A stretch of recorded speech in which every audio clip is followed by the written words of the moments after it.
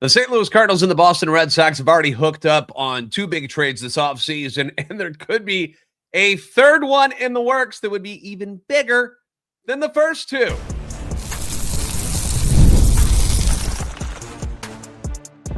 You are Locked On Cardinals, your daily St. Louis Cardinals podcast, part of the Locked On Podcast Network, your team every day.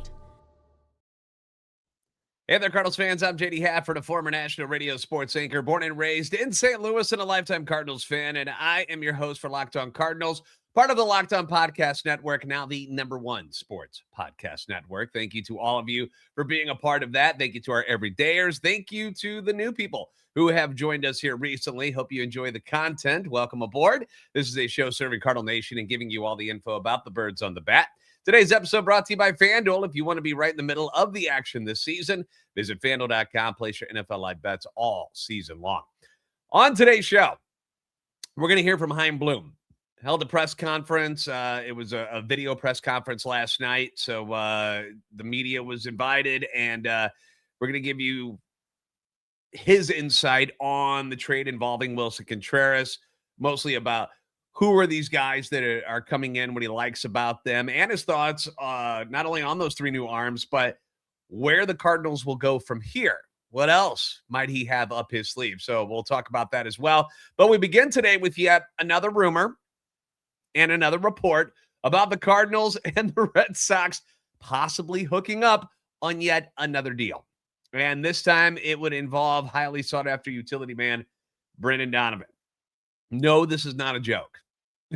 Even though when I first saw it last night online, I was like, I started giggling. I was like, you got to be kidding. You got to be kidding me. Are they really going to go to a round 3 with the Boston Red Sox for another deal? I mean, we've done the Tyler O'Neill. We've had the Steven Matz, Sonny Gray, Willson Contreras. Is there another one coming? Ken Rosenthal and Will Salmon at The Athletic report that the Red Sox and Cardinals have had discussions about second baseman Brendan Donovan, who also might be a good fit for the Red Sox at second base after they had 6 players spend time there in 2025, including rookie Christian Campbell. Here's what they say in The Athletic. Let me get you a picture of Brendan up here real quick, just so you can see who we're talking about. How about this one? I like this one from the All-Star game. There he is. Here's what they got in The Athletic. The Cardinals and the Red Sox also have discussed a trade that would send infielder outfielder Brendan Donovan to Boston, according to people briefed on the conversations. Donovan likely would play second base for the Red Sox, who have also been linked to the Arizona Diamondbacks' Ketel Marte. No deal is close, but Donovan almost certainly would bring a greater return than Gray or Contreras, whom the Cardinals acquired, for 5 minor league pitchers while including a combined $28 million in the deals. No word yet on whether Bloom is prepared to send the Gateway Arch to Boston in an even bigger blockbuster. No, I did not write that corny-ass joke at the end of it. That was theirs. It was in the write-up. Although I did see a Photoshop job of the arch behind the green monster online today, so that was kind of funny. But seriously, Boston again. Come on. Come on. All day on Monday.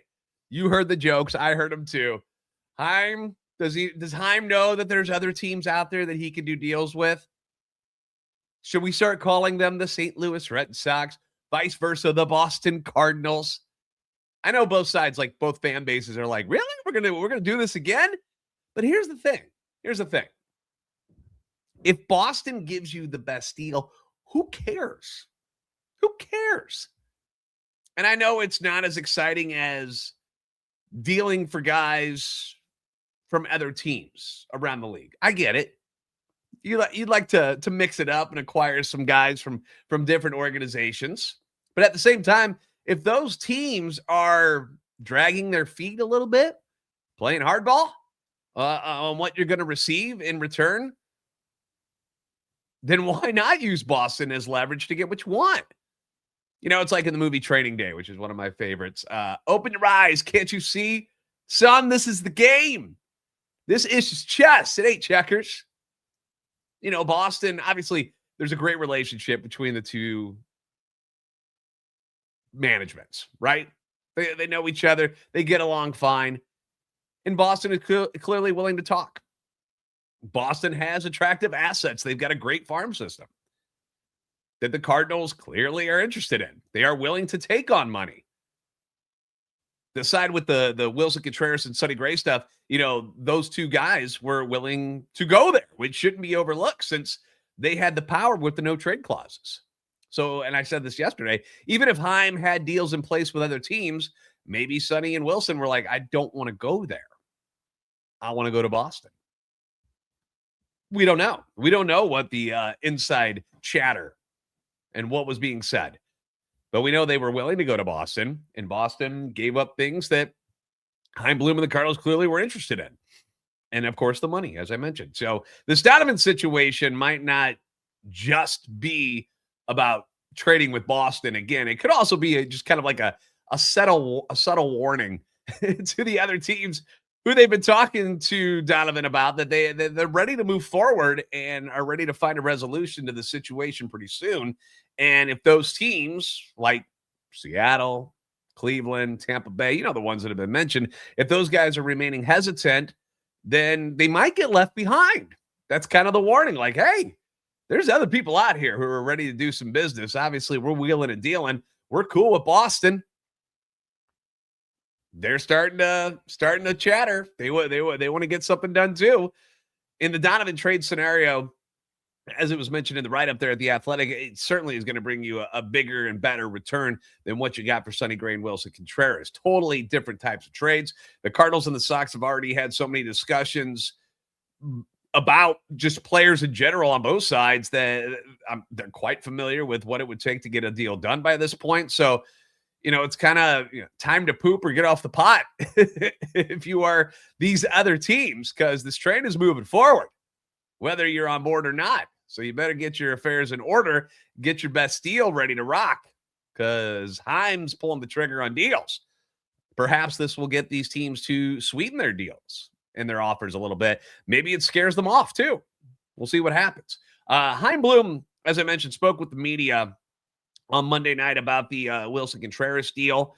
Mentioned not only Wilson and the players that were involved in this particular deal, but he also talked a little bit about what could be next for the Cardinals and what are some other things they could be interested in, which I thought was cool because it kind of showed that, hey, we're not done with everything yet. We've got some work to do. So you're going to hear what he had to say about those situations coming up next on Locked On Cardinals.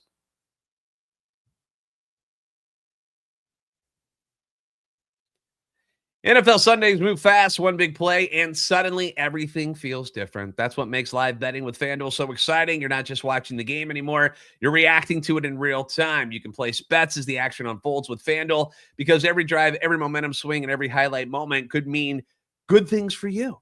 Live betting is best when the game does start to shift, when you see a pick six like happened on Monday night, or certain quarterbacks get hot like Brock Purdy did last night. FanDuel will let you jump into the moment. Live spreads and money lines adjust instantly. The player props update as guys heat up. I sincerely hope you took my advice to bet on Brock Purdy, CMC, and George Kittle.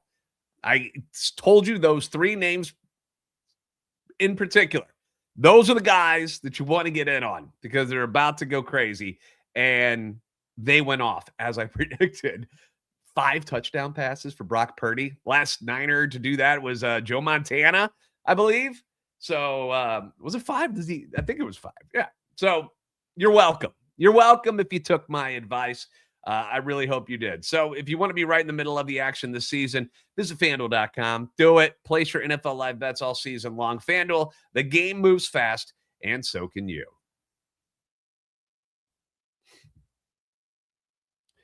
Thanks for making Locked On Cardinals your first listen of the day, and thank you for making Locked On the #1 sports podcast network. You already live your team every day. Now take it up a level and go ad-free. Do it. Join the Everydayer Club today.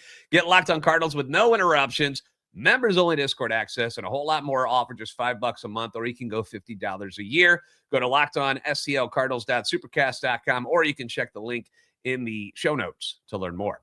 So Chaim Bloom held a video press conference on Monday night with the media, and he talked about the Wilson Contreras trade that just went down.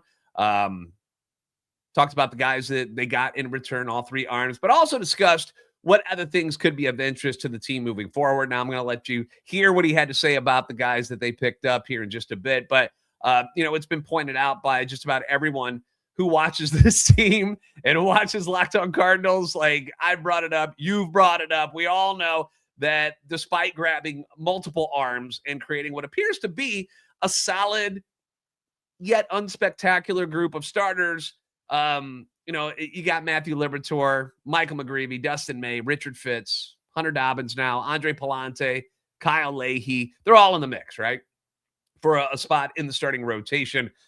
But there's also injury concerns, which have been brought up over and over again in the comment section down below in any of my videos. So, we're well aware that there's some injury risk here, especially with the three new guys, with May, Fitz, and Dobbins, who are all coming off injuries, and that none of them, in the whole group, have a whole lot of MLB experience outside of Dustin May, and even his is limited because of all the injuries he's dealt with over the years. So in the presser last night, the St. Louis media is asking questions. And after they kind of talked about the trade a bit, they started to move on to what are some other things that this team might be interested in. Derek Gould, specifically from the Post-Dispatch, asked Chaim about adding a veteran, and if that was still, I'm talking about the rotation, adding a veteran to the rotation, and whether or not that was still something he'd like to do. And here's what Chaim had to say about that particular situation. Yes, I think if the right fit is there, then we would like to add some experience, and I think we can do that because, as you mentioned, we do have flexibility with some of these guys, and it's nice to have some competition there. Obviously, you also want some stability, some consistency, but it's nice to have the ability that if we do add, it's not going to push somebody out of the organization. We'll have a way for all these guys to stay with us, keep growing, and ultimately, I would expect there's going to be opportunity for everybody. The reality is when you talk about having those options, having that depth, we've been incredibly fortunate the last couple of years not to have to lean on that much. And there is a lot of hard work and deserved good fortune that went into that. When you look at the work that the staff did, both on the skill side and on the performance and medical side. That said, you can't count on that lasting forever. And so having more than five, having ideally even more than we have now is really where we want to be as an organization. You always want there to be a next man up. And I think not only does that provide depth for the organization, but the competition that it creates is healthy. It's nice for us as we've acquired these two guys. Now we have a little group of major league starters who are early in their careers who can push each other and learn together and grow together. And I think there's positive cultural benefits as well that come from that over time. First and foremost, it's obviously just about having as many good players as we can. But there's other things as you're growing a young team and you want to get some positive things going culturally, that competition can be healthy. Now, to me, that sounds like, hey, we're not done looking, Does it sound like they have anything imminent coming down? No, it doesn't. I think the Brendan Donovan deal has a lot to do with that because it's probably holding up anything like that just because we don't know who might be coming back in that deal yet, if and when it happens. So, you see the names like, the Tyler Malleys and stuff that make sense for what the Cardinals are trying to do. But they got to get their affairs in order first of like, all right, what am I getting in return for some of these other dudes that are up for grabs, that are on the trade block? We're talking about Donovan and JoJo and Nolan Arenado, maybe Lars Nootbaar. Is Nolan Gorman going to be around? So we don't know exactly what they're getting back for these guys just yet. So that's probably holding things up on what they're going to do free agent wise. Clearly, Dustin May was somebody they targeted right away, and they were like, this is a guy that we for sure want to get our hands on before he starts talking to a bunch of other teams.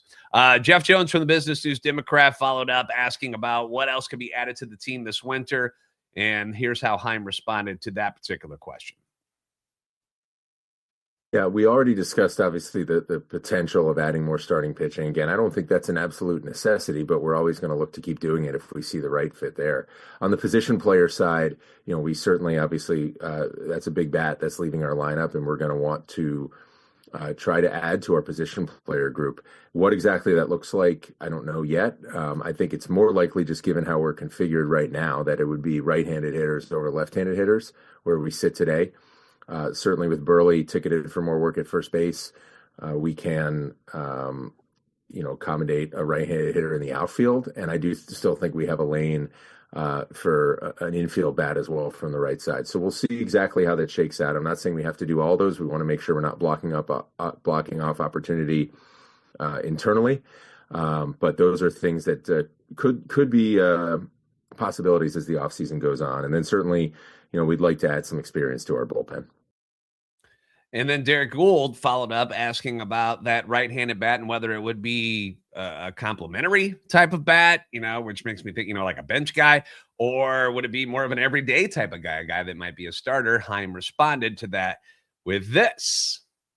I think it depends on what opportunities are there. I think we could do either, just depending on what opportunities are available to us. It's not just on the pitching side where we'd like to find the long-term fits. That's also something we can do on the position player side, but there is something to be said for shorter-term fits and for the right veterans also to help the club. So I think we can really look at either, and we've already started doing that, and certainly we'll continue to. We just don't know yet exactly what the opportunities are that will be available to us.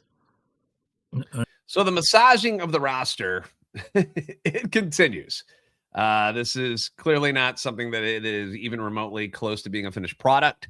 The search for another right-handed bat, whether it's in the outfield or on the infield, which is a little bit funny because you've still got, and he mentioned that, he was like, we don't want to block people that are, internally that we want to give chances to, but at the same time, we could look outside the organization to find some guys. But you've still got Nolan Arenado. He's still here. We don't know what's going to happen with him yet. You still got Thomas Sujaisi, which I know a lot of fans are pro Sujaisi out there and would love to see him get more opportunities. You've still got, obviously, Mason Wynn is on the infield and isn't going anywhere. Jose Fermin is another guy that when given an opportunity, he hasn't been that bad. So those are kind of the internal guys that I think he's talking about with Sujaisi and Fermin. But in the outfield, I certainly think that there is room for a right-handed bat for sure. There was one that was mentioned today, Austin Hayes, that the Mets might have some interest in him. He's a guy that I thought the Cardinals might be interested in, but they're not in that spot yet where they could start shopping for these free agent pieces. Like I said, the Justin May thing was somebody they obviously targeted right away, but they've got so many other things they got to move first before they can get to finding those other guys. And I just hope that they get these deals done so that they can go do a little bit more shopping with the money they do have left over that they're going to be allowed to spend for the 2026 roster. So a lot of this depends on what happens with Donovan or the trades involving Romero and Arenado and even a Lars Nootbaar. Just because Burley comes out of the outfield and goes to first doesn't necessarily mean he's completely safe from being traded. If somebody comes up with an idea that fits what the Cardinals want, there's a better chance that he's on this roster now for sure. But this is a work in progress, that's for sure. Now we know that the minor league guys that they got for Contreras are for the future, right? This is not something that's supposed to impact anything in 2026. But Dobbins is a different story. Hunter Dobbins is a different story. He could be a part of the rotation this year, maybe even on opening day, depending on what his medicals look like. You're going to hear what Chaim had to say about him and his return from ACL surgery coming up next on Locked On Cardinals. We are in the midst of basketball season, and there's nothing like being in the building. You got the crowd, you got the energy. It's cold outside. It's nice to be in a warm arena, having some fun with the rest of the fans. It's the moments you can't get from watching any sporting event from the couch. And the only problem is getting tickets used to be kind of a hassle, right? With the long queues, the logins, and of course, prices changing at checkout, which is super frustrating. And that's why Game Time is such a game changer. It puts the advantage back in the fans' hands and makes scoring great NBA tickets fast, easy, and stress-free. The last thing you want is a complicated app, all right? We need things to be easy for us these days. You'll notice immediately when you try the Game Time app how super easy it is to use. You can see deals, compare prices, and buy tickets in minutes. You get the view from your seat, so you know exactly what your view is going to be. You can save big with the zone deals, which is great. And of course, all fees up front, which is the way I like them. No hidden charges to stress you out when you get to check out and wonder why everything is so much more expensive than it was just a few moments ago. Don't have those issues with Game Time. Take the guesswork out of buying NBA tickets with Game Time. Download the Game Time app. Create an account. Use code LOCKEDONMLB for $20 off your first purchase. Terms apply. Again, that's code LOCKEDONMLB for $20 off. Download the Game Time app today. Did Locked on Cardinals make your Spotify Wrapped? Then prove it on social media to secure a free month of our brand new Everyday Club. Just tag our national Locked on Podcast Network account on any social platform, and we're going to drop you a code. Be one of the first to join the Everyday Club to get your favorite show ad-free and exclusive access to the members-only Discord channel. Hunter Dobbins, I don't want to say was the centerpiece of this trade, but he is certainly the part of it that affects the Cardinals' immediate roster. But he is returning from an injury after hurting that knee last year. Second time he's torn the ACL in that particular knee, which you hate to hear, but, you know, it's kind of a freaky play where he was covering first base when it happened. And here's what Chaim had to say about him and his current recovery from that particular injury. Yeah, he's coming along nicely. He has a checkup actually in a couple of weeks where we're hopeful that he'll get clearance to progress to the mound, but he is throwing. I think if you do some internet sleuthing, you'll be able to see some evidence of that. And he's doing well. We don't want to put a timetable on this. I know if you ask him, he'll tell you he's going to be ready when that bell rings. We're going to make sure that we don't rush him. Obviously, want to make sure that he's completely past this before we turn him loose. This is a type of injury that if we handle the rehab well, it should not be a concern going forward. Obviously, a little bit of a freak thing. You can that you all saw what happened, or if you did not see it, you can go look it up. So we just want to make sure we do the rehab right and get him past this and then get him out there. We really like a lot of things that he does, both in terms of the stuff that he has. It's a pretty deep arsenal. He's got some different weapons to attack hitters with. There's some opportunities we see as well, but we obviously want to get to know him. And he's a big time competitor also. Not afraid out there and really a bulldog. So we're excited to get him out there. He fits very well within this group of young starters that we have. How exactly that shakes out, first let's get him back and get him into the swing of things, and then we'll sort it out from there. Now, the 19-year-old Fajardo is, he's the guy that many believe could be the biggest part of this trade. He's got a ton of upside. Obviously, he's a teenager. He's 19. He's very young. So ceiling huge, but you just don't know. You don't know what's going to happen with these guys. So he's more of the lottery ticket of this group. Here's what Chaim had to say about the 19-year-old. Some physicality there. He throws hard. He's got very good off-speed stuff, and he's gotten had a ton of effectiveness with that off-speed stuff in the low minors. Shown the ability so far and the potential to carry his starter's workload. So we're excited to keep working with him and see how he feels about his arsenal and how he operates, and get to know him a little better and see if we can keep him progressing. But it's really impressive for someone just 2 pro seasons to be where. And then you've got the final piece, which was Blake Aita, 22-year-old. Here's what Chaim had to say about this young man. Yeah, really interesting young player who has a chance, we think, to start. Has pretty good stuff now, and obviously we're hopeful he's got some size to him, and we see room for further strength development there. And we're hopeful that he'll be able to come into more velocity as he does grow, and he can spin the ball. He's got good breaking balls, came into the system with that. He's leaned into that. He's also leaned into some off-speed stuff too, as he's started his pro journey with the Red Sox. Excited to get to know him. Obviously, you can see these guys from afar, but until you get to know them and you get them in your program, you don't know everything there is to know about them. And we're excited to learn from him where he feels he's at, but really excited about what he's demonstrated so far. And a very promising young player who's had success as a starter and has the makings of an arsenal that can continue to start as he goes through his pro journey. So more arms to go into an organization that really needed an injection of talent at all levels too. It's, I know as fans, we want to see them get 3 pitchers that are going to be on this roster now and make this team good now. I understand that, but that's not how it works. And to get some guys that, obviously the 19-year-old Fajardo is going to be at the lower levels at first.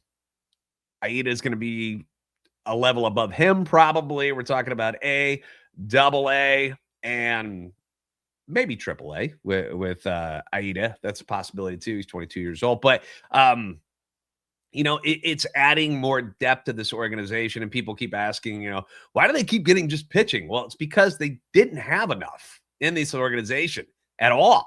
And this is something that's been discussed since last year, really, when you started to realize after the injuries to guys like Tekoa Roby and Cooper Jerpy and Sim Robertson, Quinn Matthews went down for a little bit there. Tink Hence obviously has had a lot of injury issues too, where you're like, dude, if something happens to any of these starters, we are screwed. There's nobody available who's ready to come up yet. They're just not. And this year you're hoping that Matthews and Hence could be a part of things. Cooper Jerpy coming back from injury could hopefully be a part of things. You don't have Robertson, you don't have Roby. They're gone due to injuries. But you're also hoping that a guy like a Bryson Motts is somebody who can do something for you. Eshawn Henderson is another name that kind of gets lost in the shuffle. Had a great year. Some of these guys who were at AA last year and helped Springfield be so good should be up on the Memphis roster this year, and we'll see where they can help us depth-wise there too. But they needed arms. But it's also nice to hear in that press conference that we understand that there's more out there that we need to work on other than just pitching. So we'll see what happens, man.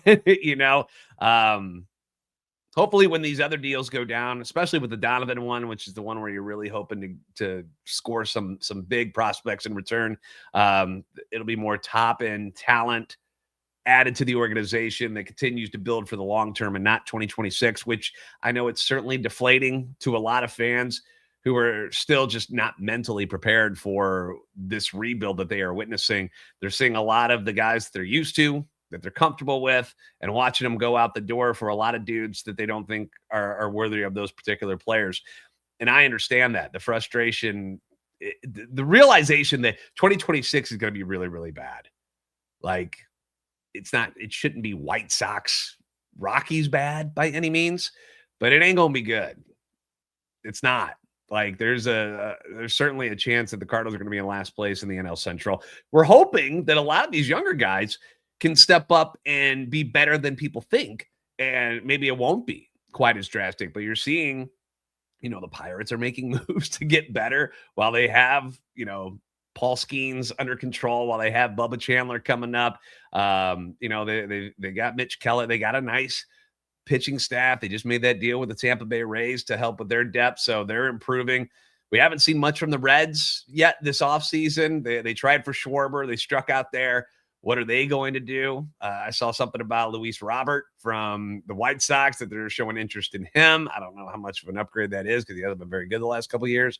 The Cubs are still kind of just, The Brewers have done nothing so far, but they were so good last year with, I think, 97 wins is what they had. So, the Cardinals are the only one really making a whole – Cardinals and Pittsburgh are the ones making the most deals so far. But the Cardinals are – taking a step back and reloading so that in 2 years, they're hopefully ready to take everybody by storm. But I know it is very, very tough. And I know I'm seeing in the comment section, people are like, I'm not buying tickets. It's, I don't know, nothing of this is fun or interesting for me. I get it.